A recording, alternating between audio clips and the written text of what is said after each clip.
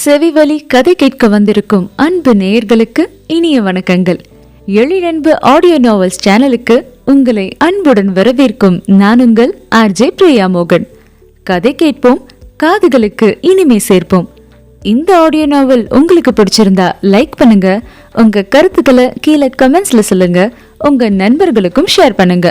நம்ம சேனலில் தொடர்ந்து கதைகளை கேட்டு மகிழ சப்ஸ்கிரைப் பண்ணுங்க. கூடவே பெல் பட்டனையும் தட்டி விடுங்க. இப்போ கதை கேட்கலாம் வாங்க. எழிலன்புவின் ஜீவசுரபி. அத்தியாயம் 15.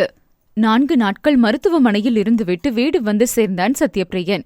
மருத்துவமனையில் இருந்த 4 நாட்களும் இனியாவும் ராணியும் மாறி மாறி இருந்து அவனை பார்த்து கொண்டனர். மாலை பள்ளி முடிந்து வரும் இந்திரனும் சத்யாவிடம் பேசிக் கொண்டிருப்பான். அவனும் இவனின் படிப்பு பற்றியெல்லாம் விசாரிப்பான். அந்த 4 நாட்களும் ஜெகனை வர சொல்லி அவனிடம் கடை சாவியை கொடுத்து கடையை திறக்க சொல்லியிருந்தான். அவன் மருத்துவமனையில் இருக்கும் விஷயம் தெரிந்து அமுதா, விக்னேஷ், ரமேஷ் வந்து பார்த்துவிட்டு சென்றிருந்தனர். நான் சொன்ன போதே உன்னை யாரோ ஃபாலோ பண்ற விஷயத்த சார்கிட்ட சொல்லியிருந்தா இவ்வளவு பெரிய பிரச்சனை வந்திருக்காதே இனியா. அவளை கடிந்து கொண்டாள் அமுதா. ஆமாங்கா, என்னோட தப்புதான் எல்லாம். எனக்கு இப்பதான் புத்தியில உரைக்குது. நான் இவ்ளோ அலட்சியமா இருந்திருக்க கூடாது என்று வருந்தி புலம்பிய இனியாவை அமுதாதான் சமாதானப்படுத்த வேண்டியதாயிற்று. சத்யபிரியன் செய்த உதவிக்கு இனியா அவனிடம் பெரும் மதிப்பு கொண்டிருக்க, சத்யபிரியனுக்கோ தனியாக இருந்து வந்தவனுக்கு இனியாவின் குடும்பம் செய்த உதவி இன்றியமையாததாக இருந்தது. இத்தனையிலும் உன்னால் தான் எனக்கு இந்த நிலை என்று அவன் குற்றம் சொல்லவே இல்லை. நான் செய்த உதவிக்கு நன்றிக்கடனாகத்தான் உங்கள் உதவி இருக்கிறது என்று சுட்டிக்காட்டவும் இல்லை. புரிதலுடன் ஒருவருக்கொருவர் உதவி செய்து கொண்டனர். அந்த 2 நாட்களும் தான் சத்யபிரியனின் இன்னொரு முகத்தை கண்டாள் இனியா. அவன் வெளியே காட்டும் கோப முகம் எல்லாம் அவனுடைய இயல்பே இல்லை.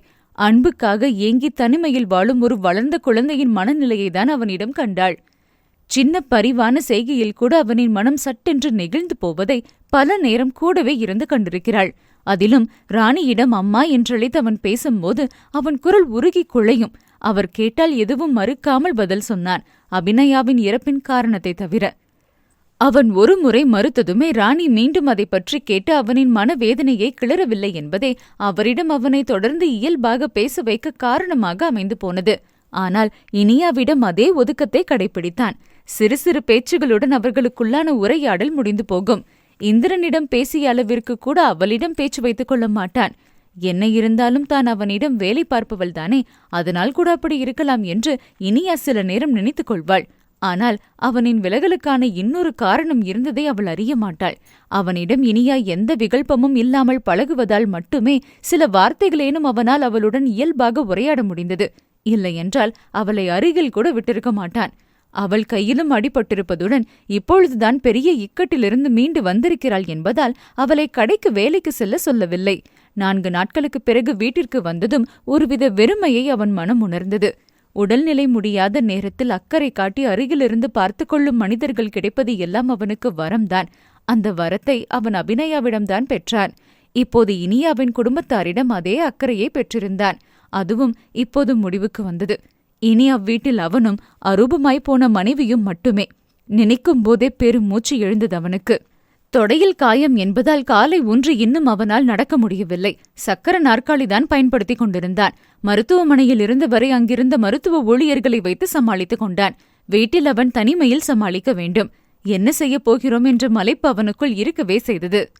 சாப்பாடு நான் வந்து கொடுக்கறேன் தம்பி, மத்த வேலைக்கு இந்திரனை வர சொல்றேன், அவன் உங்களுக்கு உதவி செய்வான். அவன் எண்ணம் புரிந்தது போல் அவன் படுக்கையில் சாய்ந்து அமர்ந்ததும் சொன்னார் ராணி. உங்களுக்கு ஏமா சிரமம்? ஹோட்டல் ஆர்டர் பண்ணா வீட்டில் வந்து கொடுத்துருவாங்க. மற்ற வேலைக்கு நான் சமாளிச்சுப்பேன். அதான் ஸ்டிக் இருக்கே, அதை ஊனி என்னோட காலை ஊனாம சமாளிக்கலாம் என்று நாசூக்காக மறுத்தான். அவனுக்கு இப்போது உதவி தேவை என்பதை விட தனிமை தேவையாக இருந்தது.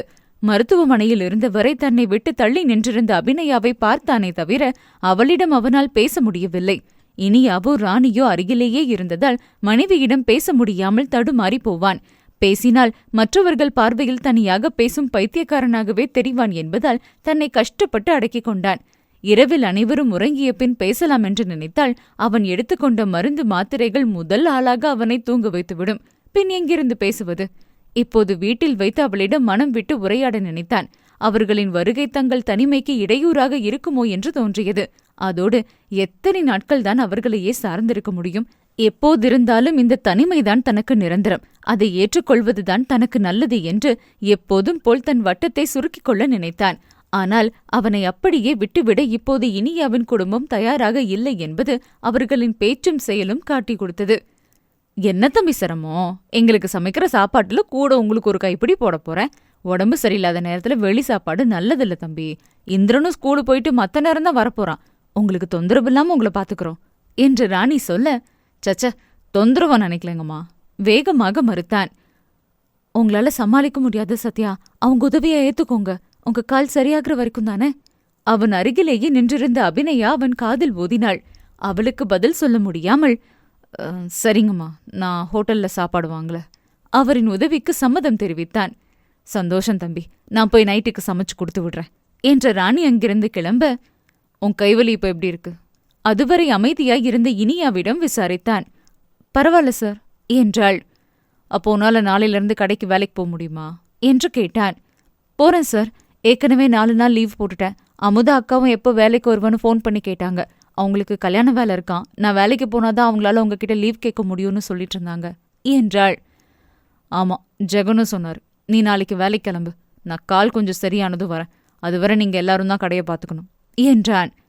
கண்டிப்பா சார் என்றவளின் பார்வை அங்கிருந்த புகைப்படத்தின் மீது விழுந்தது. அப்புகைப்படத்தில் லேசாக தலையை சாய்த்து கன்னத்தில் குழி விழ குறும்பாக சிரித்துக் கொண்டிருந்தாள் அபிநயா. இவங்கதான் உங்க வைஃபா சார் என்று கேட்டாள். மனைவியின் புகைப்படத்தை பார்த்த வண்ணம் தலையை அசைத்தான். ரொம்ப அழகா இருக்காங்க சார் என்றாள். வாவ், ஸ்வீட் பொண்ணு, நான் அழகா இருக்கேன்னு சொல்லிட்டா. இனியாவின் அருகில் நின்று துள்ளி குதித்த மனைவியை கண்ட சத்யா மானசீகமாக தலையில் அடித்துக் கொண்டான். சரிங்க சார், வேற எதுவும் தேவைன்னா எனக்கு ஃபோன் பண்ணுங்க, நான் கிளம்புறேன், வெளியே கதவு மூடிட்டு போறேன் சார் என்று சொல்லிவிட்டு இனியா கிளம்பிவிட அவள் செல்லவே காத்திருந்தது போல், அபி, ஆர்வமாய் அழைத்த கணவன் அருகில் நெருங்கி வந்தாள் அபிநயா. சொல்லுங்க சத்யா, என்ன மிஸ் செஞ்சீங்களா என்று கேட்டாள். ரொம்ப ரொம்ப மிஸ் பண்ணண்டி, உன்கிட்ட எப்போ பேசுவோன்னு நான் தவிச்ச தவிப்பு எனக்கு தான் தெரியும் என்றான் மனத்தாங்களுடன். என்கிட்ட பேச முடியலனாலும் நீங்க பேசுறதுக்கு ஸ்வீட் பொண்ணு, அவ அம்மா, தம்பி எல்லாம் இருந்தாங்க தானே என்றாள் ஆறுதலாக. யார் இருந்தாலும் இல்லாம போனாலும் உன்கிட்ட பேசுறது போல வருமா என்றான்.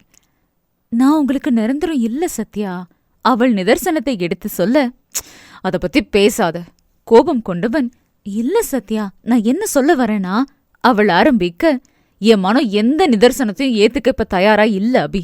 இப்ப இந்த நொடியில என்ன நடக்குதோ எனக்கு அது போதும் என்றவன், அபி என்ன தொடுடி, நான் உன்னை உணரணும் என்று ஏக்கமாக கேட்டான். அவனின் அருகில் அமர்ந்திருந்தவள் இன்னும் கணவனை நெருங்கி அமர்ந்து அவன் கன்னத்தை மெல்ல தொட ஜில் என்ற உணர்வை உணர்ந்தான். ஆனாலும் அவனுக்கு அது போதவில்லை. இன்னும் ஏதோ வேண்டுமென்று உடலும் மனமும் பரபரத்தது. எனக்கு இது பத்தலடி, முழுசா உன்னை நான் உணரணும் என்றான் தவிப்புடன். அவனை அணைப்பது போல அவனில் படர்ந்தாள். இப்போது உடல் முழுவதுமே ஜில் என்று உணர்வை உணர்ந்தான். இது எனக்கு பத்தலடி, பத்தவே இல்ல, அப்படியே கதகதப்பா இளஞ்சூடாவும் ஸ்பரிசு எனக்கு வேணும் ஏக்கத்துடன் கேட்டான். அவனை விட்டு வேதனையுடன் பிரிந்தவள், அது நடக்காதுன்னு உங்களுக்கே தெரியுமே சத்யா என்று கேட்டாள். மூளைக்கு புரியுது, ஆனா அந்த மனசு, அதுக்கு என்ன சமாதானம் சொல்லி அடக்க முடியும்? அது உன்னை முழுசா உணரணும்னு ஒவ்வொரு நிமிஷமும் தவிக்குதே, அதுக்கு நான் என்ன செய்வேன்?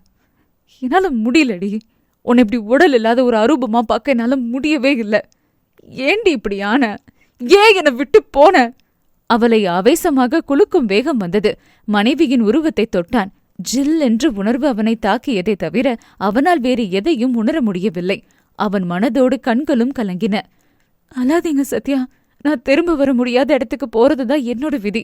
போயிட்டேன், நீங்க அழுதாலும் என்னால திரும்பி வர முடியாது என்றாள் தவிப்புடன். விதி இல்லடி, சதி, எல்லாம் நீ செஞ்ச சதி. என்னை இப்படி தனியா தவிக்க விடணும்னு தானே எல்லாம் பண்ண. இப்ப மட்டும் ஏன் இப்படி என் பின்னாடி சுத்துற? என்னை விட்டு போனவ மொத்தமா என்னை விட்டு போயிருக்க வேண்டியதுதானே என்று அவனின் ஆத்திரமான கேள்விக்கு அவள் பதில் உரைக்கவில்லை. இருந்தாலும் அவள் ஆன்மா சாந்தி அடையவில்லையே. அவள் என்ன செய்வாள்? அவனை தனியாக விட்டு போன தவிப்புதான் அவளின் ஆன்மாவிற்கு அமைதியை தரவிடாமல் அவனையே விடாமல் சுற்றி கொண்டிருக்கிறது என்று அறிந்தும் அவளால் ஒன்றும் செய்ய முடியாமல் போனதுதான் அவளுக்கு பெரும் தண்டனையாகி போனது. அவனின் தவிப்பையும் துடிப்பையும் காண காண அதை குறைக்கத்தான் ஏதாவது செய்ய வேண்டும் என்ற எண்ணம் மட்டும் அவளுக்குள் தீவிரமாகிக் கொண்டே சென்றது. பதில் சொல்றி என்று கேட்டான். என்ன சொல்றீங்க சத்யா? நான் அந்த நேரம் இருந்த மனநல அப்படி. அதை பத்தி பேசி ஒன்னும் ஆக போறதில்ல சத்யா. உங்க காயமெல்லாம் இன்னும் சரியாகல. நீங்க இப்ப இப்படி டென்ஷன் ஆகுறது நல்லதில்ல. நீங்க ரெஸ்ட் எடுங்க, நான் உங்க பக்கத்திலே இருக்கேன். இதமாக பேசி அவனை சமாதானம் செய்ய முயன்றாள். ஆமா, பேசி என்ன ஆக போகுது? நீ எனக்கு திரும்ப கிடைக்கவா போற? வருத்தத்துடன் சொன்னவன் கட்டிலில் தளர்ந்து படுத்து விட்டான். கையும் காலும் ரொம்ப வலிக்குதுரி. ஆனா அதை வாய் திறந்து யார்கிட்டயும் நல்லா சொல்லக்கூட முடியல. இந்த நிலை எனக்கு ஏன் வந்தது? தன்னிறக்கத்துடன் கேட்டான். என்னாலதான் சத்யா, உங்க வலிய கூட வாய் திறந்து யார்கிட்டயும் சொல்ல முடியாத நிலை என்னாலதான் வந்தது. நான் தான் உங்களை விட்டுட்டு போய் தப்பு பண்ணிட்டேன். சொன்னபடி அவனின் காயத்தில் இருந்த கட்டின் மீது மெல்ல வருடி விட்டவள், நான் செய்த தவறை நான் தான் சரி பண்ணணும் சத்யா, சரி பண்றேன் என்று தனக்குள் சொல்லிக் கொண்டாள். அவளின் வருடலில் தோன்றிய ஜில் என்ற உணர்வில் வலி குறைவது போல் இருக்க மெல்ல கண்ணயர்ந்தான். மாலையில்தான் மருத்துவமனையிலிருந்து வந்திருந்தான். தன் வீடு வந்து சேர்ந்த நிம்மதியாலோ மனைவியிடம் மனம் விட்டு புலம்பியதாலோ என்னவோ 4 நாட்களும் இருந்தது போல் அலைபோறுதலான உறக்கம் போல் இல்லாமல் நிம்மதியான உறக்கம் உறங்கினான். இரவு உணவை இனியா கொண்டு வந்து கதவை தட்டிய போதுதான் கண் விழித்தான். வாங்க. குரல் கொடுத்ததும் சாற்றி வைத்திருந்த கதவை திறந்து உள்ளே வந்தனர் இனியாவும் இந்திரனும். சாப்பாடு கொண்டு வந்திருக்கோம் சார் என்ற இனியா அவன் முகத்தை பார்த்துவிட்டு, தூங்குனீங்களா சார் என்று விசாரித்தாள். ஆமா, நல்லா தூங்கிட்டேன். முகம் கழுவணும். படுக்கையிலிருந்து எழ முயன்றான். நான் புடிச்சுக்கிறேன் சார், பார்த்து இறங்குங்க. இந்திரன் உதவிக்கு வந்தான். 3 பக்கமும் கம்பிகளால் சூழ்ந்த தாங்கு கோலை பிடித்துக் கொண்டு காலை ஊன்றாமல் லேசாக நொண்டிக் கொண்டேதான் நடக்க முடிந்தது. அதிலும் ஒரு கையில் கட்டி இருந்ததால் அவனால் அந்த தாங்கு கோலை வலுவாக பற்றிக் கொள்ள முடியவில்லை. அந்த பக்கம் இந்திரன் அவனை தாங்கிக் கொண்டான். அவனின் உதவி இல்லாவிட்டால் நிச்சயம் விழுந்துவிடும் வாய்ப்பு அதிகம். தன்னால் இந்நிலையை தனியாக சமாளிக்க முடியாது என்று அப்பொழுதுதான் அவனுக்கு உரைத்தது. இவர்கள் உதவி இல்லாவிட்டால் தான் என்ன ஆவோம் என்ற கலக்கம் அவனுக்குள் வந்ததென்னவோ உண்மை. ஆனால் அதை வெளியே காட்டிக்கொள்ளாமல் இந்திரன் உதவியுடன் குளியல் அறைக்கு சென்று தன்னுடைய தனிப்பட்ட வேலையை முடித்துக்கொண்டு முகத்தை கழுவிவிட்டு மீண்டும் கட்டிலில் வந்தமர்ந்தான். அதற்குள் வேர்த்து வடிந்து சோர்ந்து போனான். ஃபேனை கூட்டி வை இந்திரா, தம்பியிடம் சொன்ன இனியா ஒரு துவாலையை எடுத்து வந்து சத்யாவிடம் கொடுத்து துடைத்துக் கொள்ள சொன்னாள். வாங்கி வேர்வையை துடைத்துக் கொண்டவன் கழுத்தை அண்ணாந்து மேலே சுழலும் காற்றாடியின் காற்றை முகத்தில் வாங்கிக் கொண்டான். அதற்குள் விறுவிறுவென்று சமையல் அறைக்கு சென்ற இனியா தண்ணீர் எடுத்துவிட்டு திரும்பும்போதுதான் அங்கே ஒரு நாற்காலி இருப்பதைக் கண்டாள்.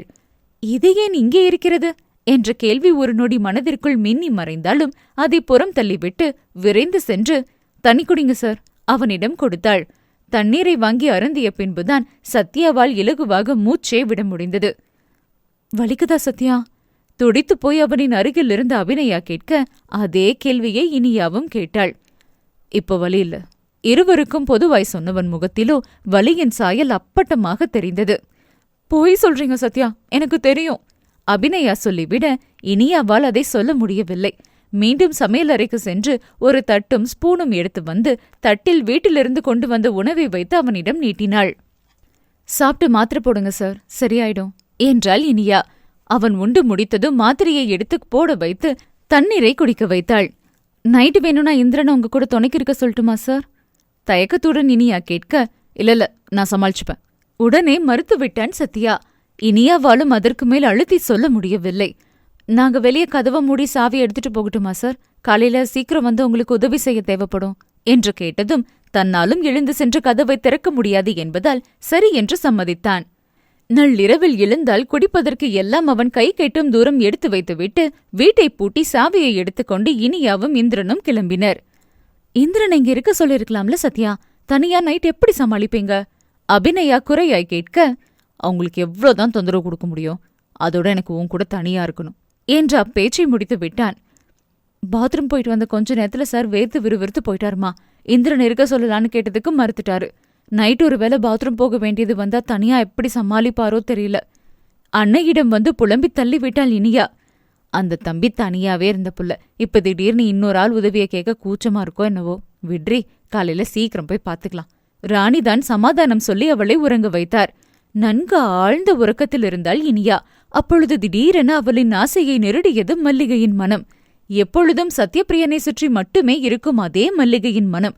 அந்த மனம் அவள் நாசையை நெருடியதுடன், ஸ்வீட் பொண்ணு, ஸ்வீட் பொண்ணு, பதற்றமான குரலில் யாரோ அவளின் காதருகில் குனிந்து அழைப்பது போல் இருந்தது. ஸ்வீட் பொண்ணா? அது யாரு? அவளின் ஆழ்மனம் தன் போக்கில் சிந்திக்க அவளின் புருவம் உறக்கத்திலேயே சுளித்துக் கொண்டது.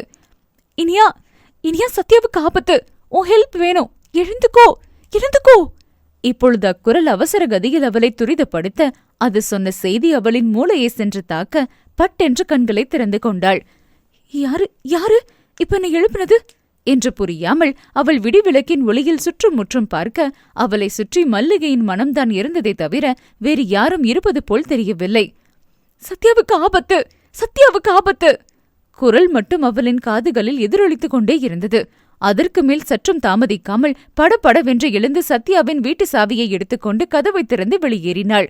துணைக்கு யாரையும் அழைத்து செல்ல வேண்டும், அன்னையிடம் சொல்லிவிட்டு செல்ல வேண்டும் என்ற யோசனை எதுவும் அவளுக்கு வரவில்லை.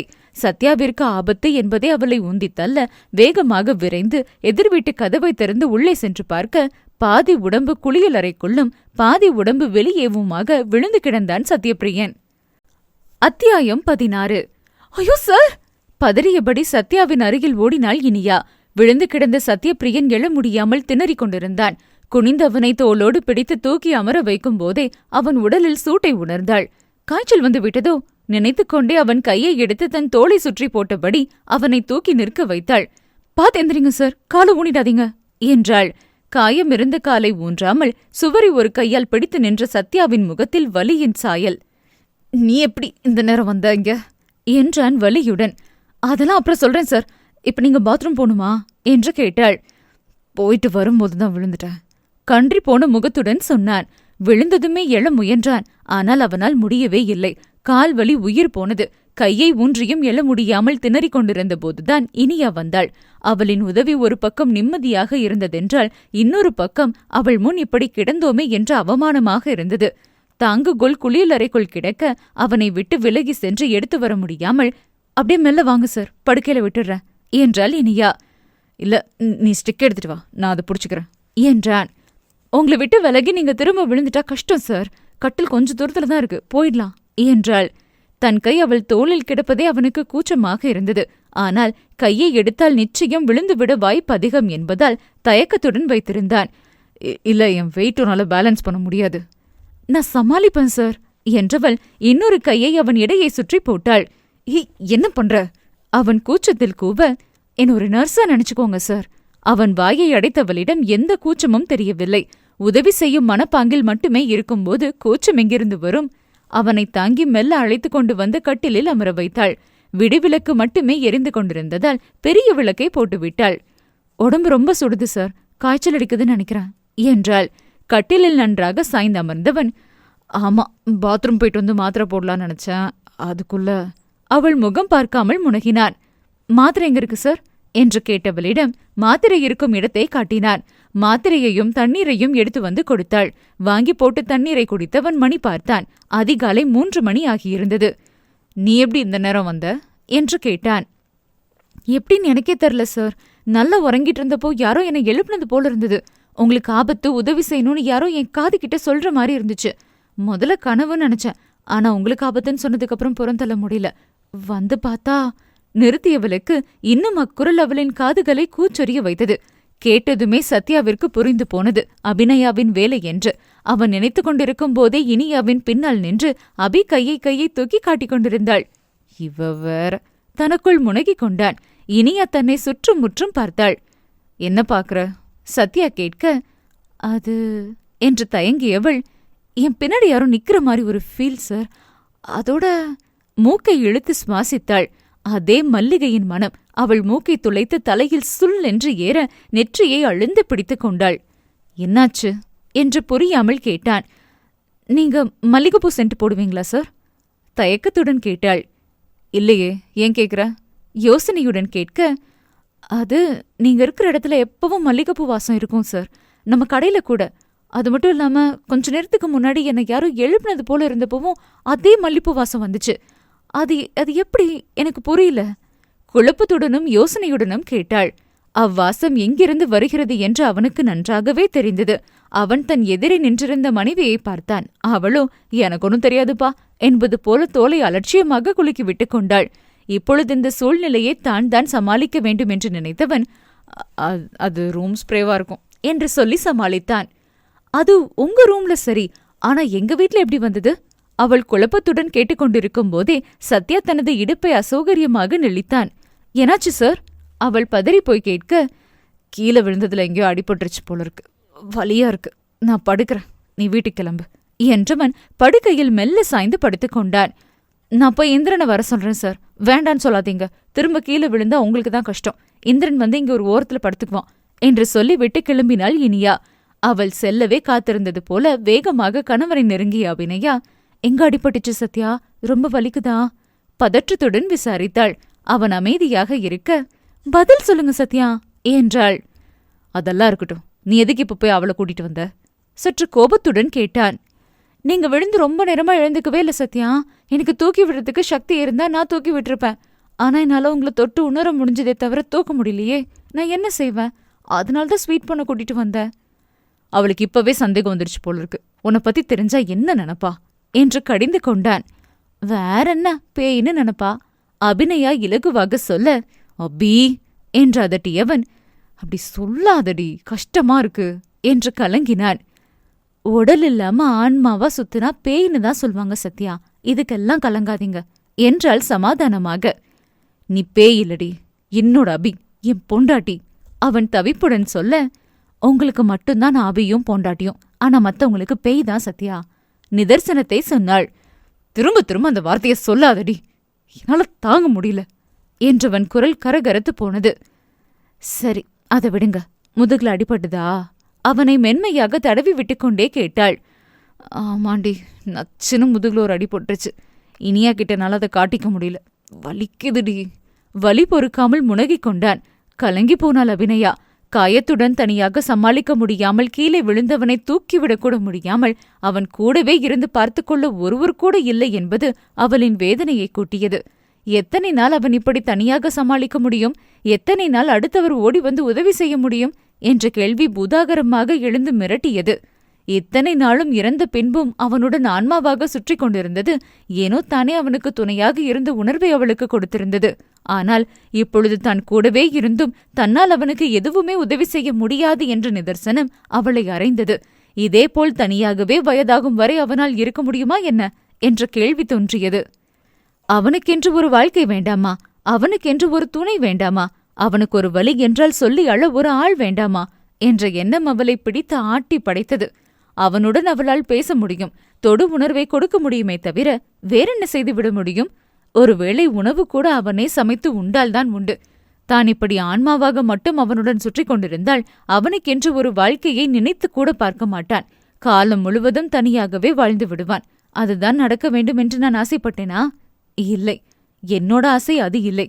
அவன் குடும்பம், குழந்தை என்று சந்தோஷமாக வாழ வேண்டும். அதற்கு நான் ஏதாவது செய்தே ஆக வேண்டும்.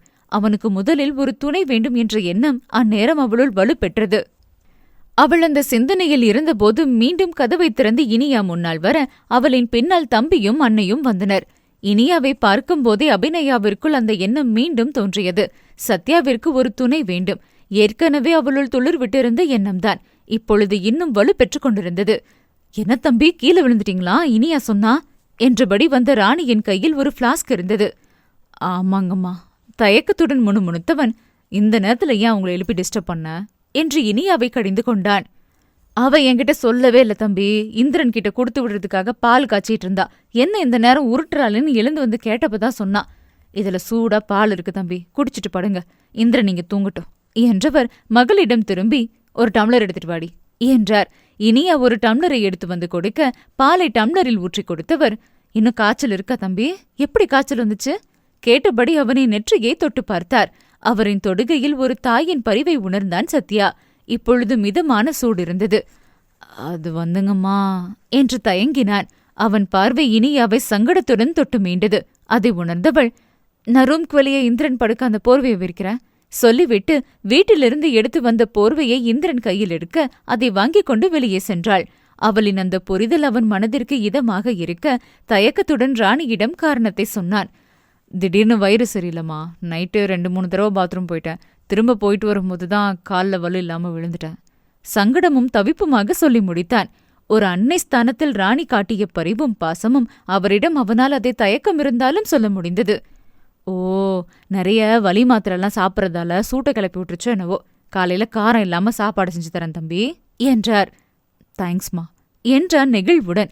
அவனின் பேச்சு வெளியே இருந்த இனியாவின் காதிலும் விழவே செய்தது. அவன் தன் அன்னையிடம் எந்த பாகுபாடும் காட்டாமல் பழகுவதை பார்த்து வியந்து கொண்டாள். அதே நேரம் அவன் நிலையை நினைத்து இரக்கம் சுரந்தது. இப்போது உடம்பு சரியில்லாத போது தாங்கள் உதவ முடிந்தது. ஆனால் இதற்கு முன் யார் உதவி செய்வார்கள்? எப்படி தனியாக சமாளித்திருப்பான் என்ற கேள்வி எழுந்தது. அவளுக்கு தலைவலித்தால் கூட அன்னையின் மடி வேண்டும். அவரின் மடியில் படுத்துக்கொண்டு தலையை பிடித்துவிட சொல்வாள். காய்ச்சல் என்றால் தன் அருகிலேயே இருந்த அன்னை தன்னை மட்டுமே கவனிக்க வேண்டும் என்று தோன்றும். ஆனால் அவன் என்னவென்று தனியாக சமாளித்திருப்பான் என்று நினைத்து பரிதாபப்பட்டுக் கொண்டாள். சரிங்க தம்பி, நீங்க நைட்டெல்லாம் சரியா உறங்கியிருக்க மாட்டீங்க, உறங்குங்க. நாளைக்கு இந்திரனுக்கு லீவு தான். எதுவும் உதவி வேணும்னா அவனை எழுப்பி கேளுங்க என்று சொல்லிவிட்டு மகளை அழைத்துக் கொண்டு கிளம்பினார் ராணி. இந்திரன் வெளியே விரித்த படுக்கையில் படுத்துக் கொண்டான். இனி தான் தனியாக கஷ்டப்பட வேண்டாம் என்ற நிம்மதி உணர்வு தன்னை அறியாமல் சத்யாவின் மனதில் ஆட்கொள்ள நிம்மதியுடன் உறக்கத்தை தழுவினான். மறுநாளிலிருந்து இனியா வேலைக்கு செல்ல ஆரம்பித்தாள். ஆனால் வீட்டில் இருக்கும் நேரம் அவனை வந்து பார்த்துவிட்டு செல்வாள். காலையில் காஃபி உணவு என்று வந்து கொடுப்பது, வேலைக்கு செல்லும் முன் ஒருமுறை பார்த்துவிட்டு செல்வதும், இரவு வேலை முடிந்து வந்த பிறகு ஒருமுறை பார்ப்பதும் என்று கடமை தவறாமல் செய்தாள். பெண்களின் இரவு நேர பாதுகாப்பை கருதி 8 மணிக்குள் அமுதாவையும் இனியாவையும் கடையிலிருந்து கிளம்ப சொல்லிவிட்டான் சத்யபிரியன். அதனால் இரவு விரைவிலேயே வீடு வந்து அவனிடம் நலம் விசாரிக்காமல் அவள் தூங்க செல்வதில்லை. அவர்களின் அக்கறையான கவனிப்பும் அனுசரணையான பேச்சும் ராணியின் பத்திய சமையலும் சத்யாவின் மனதில் இனம் புரியாத இதத்தை கொடுத்திருந்தது. மெல்ல மெல்ல உடல் தேறி வந்தான். அதையெல்லாம் கூடவே அரூபமாயிருந்து பார்த்து கொண்டிருந்தாள் அபிநயா. அதுவும் சத்யாவை விட்டு தள்ளியிருந்து. ஆம், யாரும் இல்லாத நேரங்களில் அவன் அழைத்தும் ஏதாவது காரணம் சொல்லி அவனை விட்டு விலகி நின்று ஏதாவது சொல்லி சமாளிப்பாளே தவிர கணவன் அருகில் செல்ல மாட்டாள். ராணி, இனியா, இந்திரன் என்று யாராவது அந்த வீட்டிற்கு வந்து கொண்டே இருந்ததால் அபிநயா விலகி நிற்பதை சத்யாவால் தடுக்க முடியாமல் போனது. சத்யாவின் கையிலும் காலிலும் ஓரளவு காயம் ஆறவுமே கடைக்கு கிளம்பிவிட்டான். மனைவியின் விருப்பத்திற்காக ஆசையாக தொடங்கிய கடையது. அதற்கு இவ்வளவு நாட்கள் போகாமல் இருந்ததே அவனுக்கு எப்படியோ இருந்தது. இனித்தான் பார்த்துக் கொள்வதாக சொல்லியும் காலை சாப்பாட்டை மகளிடம் ராணி கொடுத்துவிட இனியா கொண்டு வந்து கொடுத்துவிட்டு சென்ற உணவு சாப்பாட்டு மேஜையின் மீது வீற்றிருந்தது. அபி, இப்ப வீட்ல யாரும் இல்லடி, என் பக்கத்துல இருந்து உட்காரு, பேசிட்டே சாப்பிடலாம். மனைவியை அழைக்க அபி அவனின் அருகே வராமல் அவனின் எதிரே சென்று அமர்ந்தாள். பக்கத்துல வந்து உட்கார சொன்னண்டி அவன் முறைக்க. இதான் எனக்கு உங்க முகம் பார்க்க வசதியா இருக்கு சத்யா, நீங்க சாப்பிடுங்க என்றாள் அமைதியாக. நம்ம நல்லா பேசி ரொம்ப நாள் ஆன மாதிரி இருக்குடி. யாராவது ஆள் மாத்தி ஆள் என்னை பாத்துக்கிறேன்னு இங்கே இருந்தாங்க. உன்கிட்ட பேச முடியாம நான் எவ்வளவு தவிச்சு போனேன் தெரியுமா? மனத்தாங்களுடன் கேட்டான். அவங்க உங்க நல்லதுக்காக தானே வந்தாங்க சத்யா, அத குறை சொல்லலாமா? குறையா சொல்லலடி, சொல்லப்போனா அவங்க எல்லாம் எனக்கு உதவி செய்யலன்னா நான் என்ன ஆகியிருப்பேன்? காலை ஊனக்கூட முடியாம அவ்வளோ அவஸ்தையா இருந்தது. அவங்க கிட்ட நான் வலிக்குதுன்னு சொல்லலனாலும் என் வலிய புரிஞ்சு நடந்துக்கிட்டாங்க. நல்ல குடும்பம் என்றான் பாராட்டுதலாக. ஆமால சத்யா, ஸ்வீட் பொண்ணு மட்டும்தான் ஸ்வீட்டு நினைச்சேன். ஆனா உங்க அம்மா உங்களை அவ்வளோ பாசமா பாத்துக்கிட்டாங்க. அந்த பையன் இந்திரன் சின்ன பையனா இருந்தாலும் கொஞ்சம் கூட தயங்காம உங்களை அப்படி பாத்துக்கிட்டான். எல்லாருமே ரொம்ப நல்லவங்க. உங்களுக்கு அடிப்பட்டதுலயும் ஒரு நன்மையா ஸ்வீட் பொண்ணு ஃபேமிலியோட பழக சான்ஸ் கிடைச்சிருக்கு உற்சாகமாக சொன்னாள். ஆமா. உணவை உண்டு கொண்டே சொன்னவன், எந்த வெளி மனுஷங்க கூடவும் என்னால அவ்வளோ சீக்கிரம் ஒட்ட முடியாது. ஆனா இவங்க அப்படி இல்ல என்றான். அவங்கள உங்களுக்கு பிடிச்சிருக்கு தானே சத்யா? ஆர்வமாய் கேட்டாள். என்றவன் அவளின் பேச்சிலிருந்த ஆர்வத்தை பார்த்து சட்டென்று மனைவியை பார்த்தான். என்ன சொல்ல வர நீ? சந்தேகத்துடன் கேட்டான். நீங்க இன்னும் எத்தனை நாளைக்கு இப்படி தனியாவே இருக்க முடியும் சத்யா? ஸ்வீட் பொண்ணோட குடும்பம் எப்பவும் உங்க கூடவே இருந்தா எப்படி இருக்கும் என்று கேட்டவளை முறைத்தவன், அவங்க எப்பவும் எப்படி என் கூட இருக்க முடியும்? கோபத்துடன் கேட்டான். முடியும் சத்யா, ஸ்வீட் பொண்ணு நீங்க கல்யாணம் பண்ணிக்கிட்டா முடியும். உங்களுக்கு ஒரு வாழ்க்கை துணை மட்டும் இல்லாம உங்களுக்கு ஒரு குடும்பமும் கிடைக்கும். அவள் சொல்லி முடித்த நொடி அப்பி கோபத்துடன் எழுந்து தான் அமர்ந்திருந்த நாற்காலியை தூக்கி விட்டறிந்தான். கணவன் கோபத்திற்கெல்லாம் கலங்காமல் அசராமல் பார்த்தாள் அபிநயா.